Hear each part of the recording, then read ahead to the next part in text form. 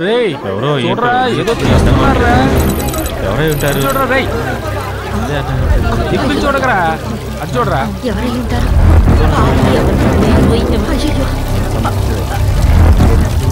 కష్టంగా చూడరా బండి కూడా ఉంది ఎవరో అమ్మాయి మురికాలలో దూకి ఆత్మహత్య చేసుకుంటారా ఏంటి ఊరుకోవయ్యా చావాలనుకున్న మురికాలలో మంచి కాలం ఏంటి అర్థం కావట్లేదు బాడీ బయటకు వస్తేనే ఎవరో ఏంటో తెలుస్తుంది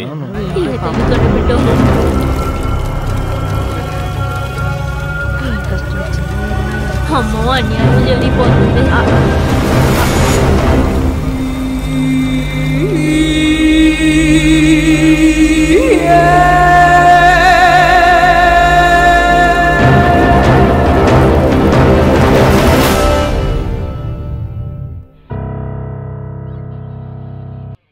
సార్ చనిపోయిన ఈ అమ్మాయి పేరు జెనిఫర్. ఈమె బాలే డాన్సర్. ఈమెకి ఎంతో మంది బాయ్ ఫ్రెండ్స్ ఉన్నారు. అందులో ముఖ్యమైన వ్యక్తి విజయ్ రఘునాథ్ గారి అబ్బాయి సిద్ధార్థ రఘునాథ్. నేను హోటల్లో అడిగినప్పుడు సంఘటన జరిగిన రోజున జెనిఫర్ కి సిద్ధార్థకి ఏదో గొడవ వచ్చినట్టు తెలిసింది.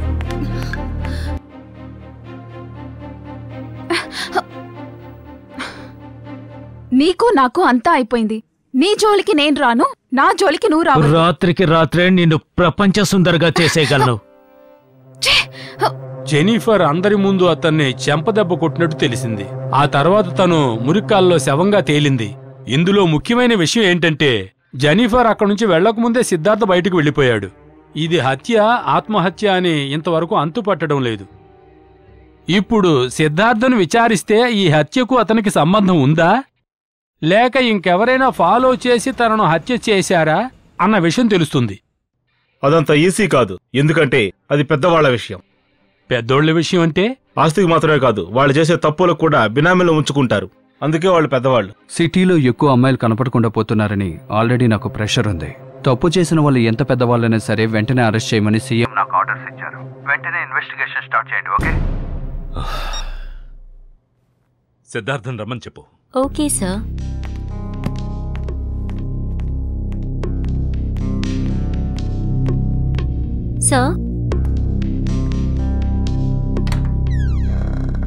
సార్ మిమ్మల్ని రమ్మంటున్నారు.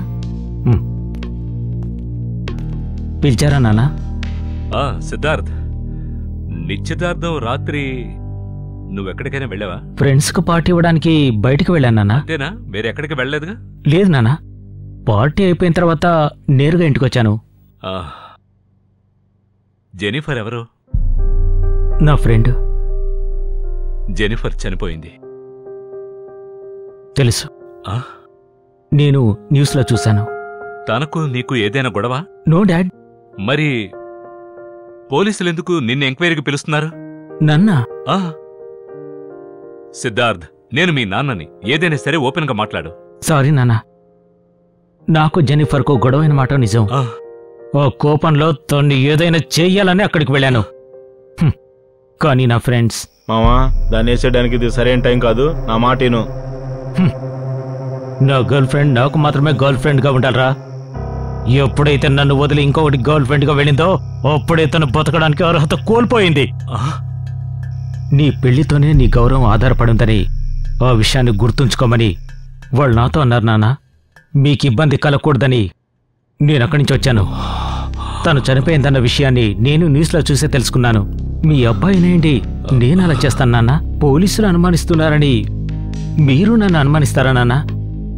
కానీ ఒక్కటి మాత్రమే నాకు అర్థం కావట్లేదు. ఈ విధంగానే నాకు లిండాకు గొడవలొచ్చి మేం విడిపోయినప్పుడు తను అలాగే చనిపోయింది. లిండానా? అవును డాడ్. ఏమంటున్నావురా? అమ్మాయిలే నన్ను వెతుకుంటూ వస్తున్నారు, నాతో బాగా ఉంటున్నారు. మాలో గొడవలొచ్చి విడిపోయిన మరుసటి రోజే వాళ్ళు చనిపోతున్నారు డాడ్. అదే విధంగానే జెనిఫర్ కూడా చనిపోయింది. ఇదంతా ఎవరు చేస్తున్నారో అర్థం కావట్లేదు నాన్న.